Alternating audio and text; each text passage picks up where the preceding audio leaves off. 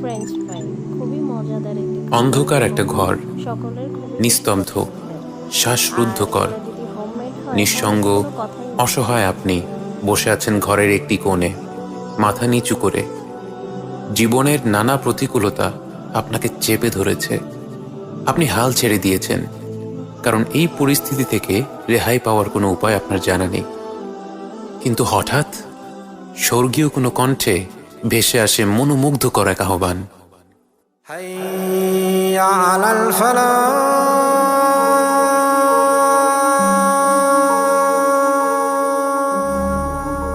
সাফল্যের দিকে এসো। মুসলিম হিসেবে আমাদের বিভিন্ন দায়িত্ব আছে, যা আল্লাহ তাআলা পবিত্র কোরআন এবং রাসূল সাল্লাল্লাহু আলাইহি ওয়াসাল্লামের সুন্নতের মাধ্যমে আমাদের জানিয়ে দিয়েছেন। তিনি তার শ্রেষ্ঠ ফেরেশতা জিবরাইল আলাইহিস সালামের মাধ্যমে তার পবিত্র বাণী পৌঁছে দিয়েছেন তার শ্রেষ্ঠতম সৃষ্টি মুহাম্মদ সাল্লাল্লাহু আলাইহি ওয়াসাল্লামের কাছে, এবং তিনি আমাদেরকে আমাদের নানা কর্তব্যগুলো জানিয়ে দিয়েছেন। রোজা, হজ, যাকাত, এসব ফরজগুলো এভাবেই আমাদের কাছে এসেছে। কিন্তু আল্লাহর একটি আদেশ রয়েছে যা বাকি আদেশগুলো থেকে ভিন্ন। আল্লাহ যখন আমাদের উপর নামাজ ফরজ করলেন, তিনি তার ফেরেশতার মাধ্যমে সেই আদেশ পৃথিবীতে পাঠাননি, বরং তার প্রিয় হাবিব সাল্লাল্লাহু আলাইহি ওয়াসাল্লামকে পৃথিবী থেকে সপ্তম আসমানের উপরে নিয়ে গিয়েছিলেন, যাকে আমরা লাইলাতুল মেরাজ বলি। এবং সেই উচ্চতর স্থানে, যেই উচ্চতায় স্বয়ং জিবরাইল আলাইহিস সালাম পর্যন্ত কখনো যাওয়ার অনুমতি পাননি, সেই মহিমান্বিত স্থানে তিনি তার প্রিয় পাত্রকে ডেকে নিয়েছিলেন। একজন বাবা যখন তার আদরের সন্তানকে বুকে টেনে নিয়ে অত্যন্ত মমতার সাথে কোনো কথা বলেন, তার চাইতেও হাজারো গুণে বেশি মমতা আর রহমত প্রদর্শন করে আল্লাহ তার হাবিব সাল্লাল্লাহু আলাইহি ওয়াসাল্লামকে তার কাছে টেনে নিয়েছেন এবং আমাকে আর আপনাকে উদ্দেশ্য করে বলেছেন আমরা যেন নামাজ আদায় করি। নামাজ হচ্ছে এমন একটি ইবাদত যেখানে আমাদের শরীর এবং অন্তর দুটো মিলে আল্লাহর কাছে নত হয়। শরীর এবং অন্তর উভয়ের দিকেই আমাদের খেয়াল রাখতে হবে। আমরা আমাদের দেহকে না খাইয়ে রাখলে বা ক্ষতিকর বস্তু খাওয়ালে আমরা যেমন অসুস্থ হয়ে পড়ি, তেমনি নিয়মিত নামাজ না পড়লে আমাদের অন্তর অসুস্থ হয়ে পড়ে।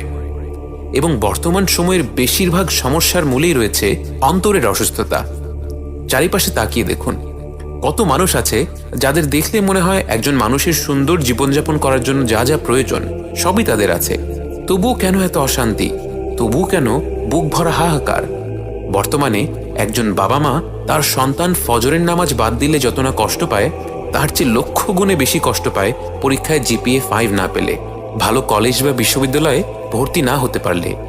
বিয়ের আলাপ দেয়া হলে শিক্ষা, বংশ, সম্পদ এইসব ব্যাপারে বিশদ আলোচনা হয়, কিন্তু সম্ভাব্য পাত্রপাত্রীর আত্মিক পরিপুষ্টতা যাচাই করা হয় না বললেই চলে। এর ফলে একদিকে আমরা সমাজে ধারাবাহিক অর্থনৈতিক উন্নয়ন দেখতে পাচ্ছি, ঘরে ঘরে এখন টেলিভিশন, স্মার্টফোন, ফ্রিজ ইত্যাদি থাকাটা খুবই স্বাভাবিক হয়ে গেছে, কিন্তু অন্যদিকে সমাজে ছড়িয়ে পড়ছে নানা ধরনের সমস্যা। মাদকাসক্তি, ডিপ্রেশন, বিবাহ বিচ্ছেদ থেকে শুরু করে আত্মহত্যা এবং ধর্ষণের মতো গুরুতর ঘটনা এখন প্রতিনিয়তই ঘটছে। দিনে 5 বার মুয়াজ্জিনের হৃদয় জুড়িয়ে যাওয়া কণ্ঠ আমাদের আহ্বান জানায় সাফল্যের দিকে ছুটে যাওয়ার জন্য।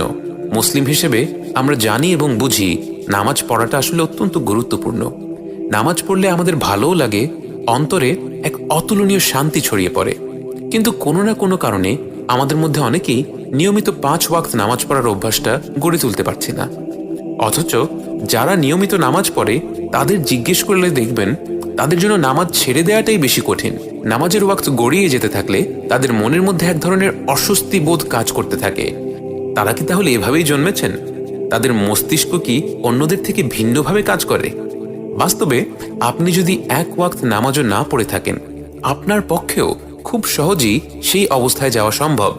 আজকে আপনার মনে হচ্ছে ফজরের নামাজের সময় কাঁচা ঘুম থেকে উঠে নামাজ পড়া অসম্ভব, কালকে আপনারই মনে হবে ফজরের সময় নামাজ না পড়ে ঘুমিয়ে থাকাটাই অসম্ভব। প্রথমত আমাদেরকে আমাদের মস্তিষ্ককে বুঝতে হবে।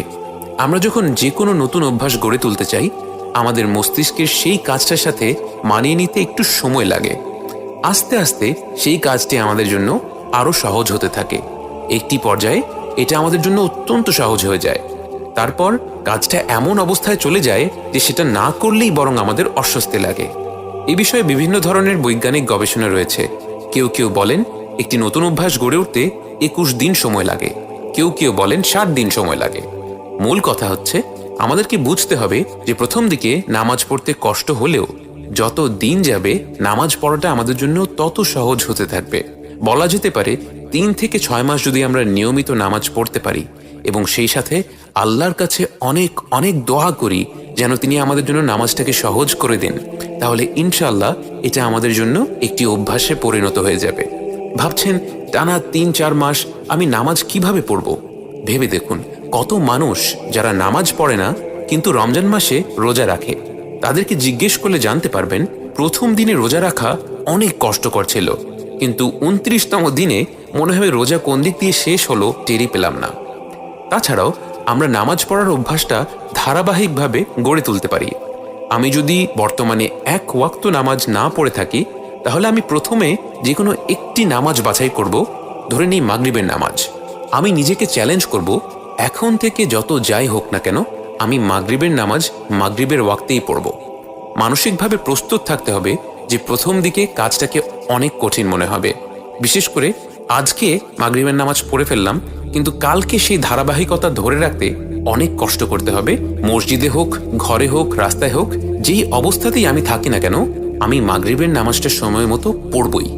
প্রয়োজন হলে আমি বাসায় একটি চেকলিস্ট রাখতে পারি, প্রতিদিন মাগরিবের নামাজ পড়ব আর সেই চেকলিস্টে একটা করে টিক দিব। এভাবে যদি আমি 1 মাস সফলভাবে একদিনও বাদ না দিয়ে মাগরিবের নামাজ আদায় করতে পারি তাহলে আমি তার পরের লেভেলে উঠে গেলাম। এখন আমি মাগরিবের পাশাপাশি আসরের নামাজটাও টার্গেট করতে পারি। এভাবে করে আমরা আস্তে আস্তে নিয়মিত নামাজ পড়ার অভ্যাস গড়ে তুলতে পারি। বিস্ময়কর বিষয় হলো এই যে আপনি যখন এভাবে একটু একটু করে নামাজটা নিয়মিত পড়া শুরু করবেন আপনি দেখবেন কেমন করে যেন আপনার জীবনের বাকি সব ব্যাপারগুলো ঠিক হয়ে যাচ্ছে। মনে হবে এই তো সেদিনও মনে হচ্ছিল জীবনে এত সমস্যা, এত বাধা বিপত্তি, কিন্তু এখন মনে হচ্ছে সবকিছু সুন্দরভাবে গুছিয়ে গিয়েছে। টুকটাক কিছু সমস্যা আসলেও নিজেকে আর অসহায় মনে হবে না, গন্তব্যহীন মনে হবে না। পরিশেষে আমাদেরকে একটি জিনিস মনে রাখতে হবে, আমরা যদি মেনে নিই যে আল্লাহ আমাদের রব এবং পবিত্র কোরআন তার প্রেরিত কিতাব, তাহলে আমাদের অবশ্যই নামাজ কায়েম করতে হবে। শেষ বয়সে গিয়ে 5 ওয়াক্ত নামাজ পড়ব, এখনো তো অনেক সময় বাকি আছে, এই ধরনের মিথ্যা প্রতিশ্রুতি দিয়ে যেন আমরা নিজেদের ধোঁকা না দিই। কারণ নামাজ শুধু আমাদের আখিরাতকেই সুন্দর করবে না, এটা শুধু আমাদের কবরের জীবনকে শান্তিময় করবে না, নামাজ আমাদের বর্তমানকেও সুন্দর করবে। আমাদের এই মুহূর্তের যত সমস্যা, যত অশান্তি, যত বাধা বিপত্তি সব কিছুর সমাধান করে দিবে। নামাজ আমাদের অন্তরের শূন্যতাকে দূরীভূত করে আমাদের জীবনের উদ্দেশ্যকে পূর্ণতা দান করবে। তখনই আল্লাহর বান্দা হয়ে বেঁচে থাকা আমাদের জন্য সার্থক হবে। আসুন আমরা আজকে থেকেই এই মুহূর্ত থেকে অঙ্গীকার করি আমরা যেন মৃত্যু পর্যন্ত নিয়মিত নামাজ আদায় করতে পারি। যদি মনে হয় যে এটা তো অসম্ভব, যদি মনে হয় আমাকে দিয়ে এসব হবে না, তাহলে এই ভিডিও শেষ হওয়া মাত্র অজু করে নিন, 2 রাকাত নফল নামাজ পড়ে নিন এবং আল্লাহর কাছে মন থেকে দোয়া করুন যেন তিনি আপনাকে আপনার লক্ষ্য অর্জন করতে সাহায্য করেন। আমি কথা দিচ্ছি তিনি আপনাকে অবশ্যই পথ দেখাবেন এবং সব অসম্ভবকে সম্ভব করে দেবেন, কিন্তু অবশ্যই আপনাকেই প্রথম ধাপটি নিতে হবে। প্রশ্ন হচ্ছে আপনি সেই প্রথম ধাপটি নেওয়ার জন্য প্রস্তুত তো?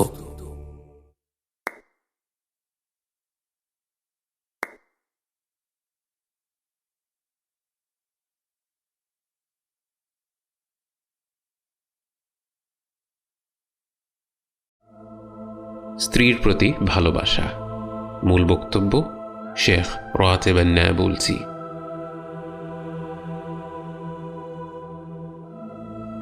আল্লাহকে ভালোবাসার বিস্তৃত শাখা প্রশাখার মাঝে অন্যতম হল স্ত্রীর প্রতি ভালোবাসা, কারণ তিনি আপনার জীবন সঙ্গী, কারণ আল্লাহ আপনাকে আদেশ করেছেন তাকে ভালোবাসতে।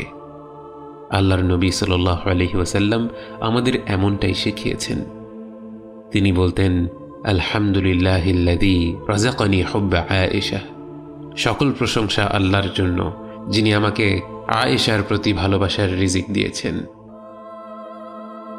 আপনি নিজ হাতেই আপনার জীবনে ভালোবাসাকে লালন করেন।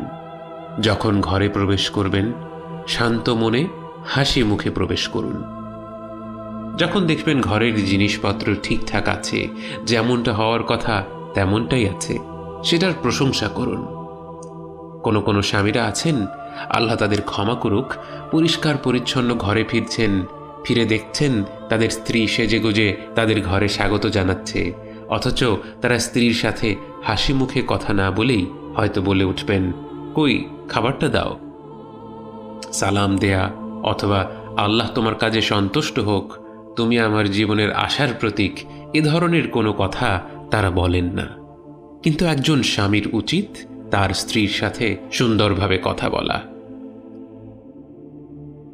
নবীজি সাল্লাল্লাহু আলাইহি ওয়াসাল্লাম সর্বদা তাঁর ঘরে প্রবেশ করতেন হাসি মুখে, এবং ঘরের মেয়েদের ব্যাপারে তিনি সাল্লাল্লাহু আলাইহি ওয়াসাল্লাম বলতেন, মেয়ে সন্তানেরা তো হলো ঘরের আনন্দ, ঘরের রত্ন। আমার সাথে অনেকে ফোনে পরামর্শ চায়।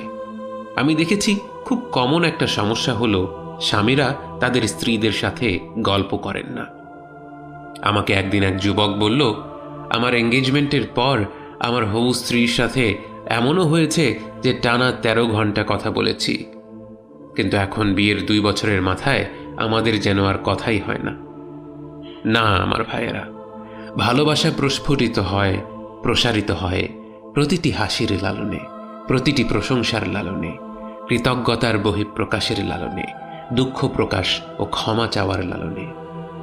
আপনার জীবনের সাফল্য নির্ভর করবে 4টি বিষয়ের উপর: আপনার রবের আনুগত্য, আপনার পরিবারের দায়িত্ব সুন্দরভাবে পালন করা, নিজের কাজকর্ম সৎভাবে করা এবং সুস্বাস্থ্য বজায় রাখা।